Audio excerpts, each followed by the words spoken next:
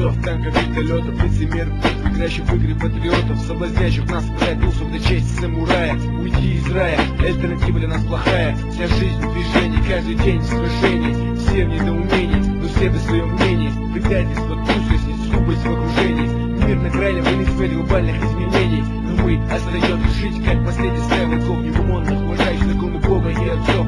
Смотрим в глаза смерти, не моргая, улыбаясь. Порой рискуем, берем свою жизнь, не стесняясь. Мы те, кто были до вас, и те, кто будут после вас. Мы рыцари, не тупое быдло, которое отзывается от вас. Мои слова планомерно тают, но умы разом масс. Нас коллективно кричит, готов идет до вас. Факт! Деньги кончаются, машины рушатся, все стареет. Все жизненное кончается, когда наши дела не имеют. И в чем смысл жизни, бытия, быть может, чем-то выше, быть свободным, как орел. Да, это наша нищая, это к чему мы так долго и упорно стремимся. И на этом пути мы ни перед кем не склонимся. У мира сего на это свой суровый счет. Он увеличивает свои силы и наращивает гнет. Инстинкт затмевает разум, таких ждет расплата. Вы не видите ничего, и вы этому рады. Но волки продолжают жить, они привыкли.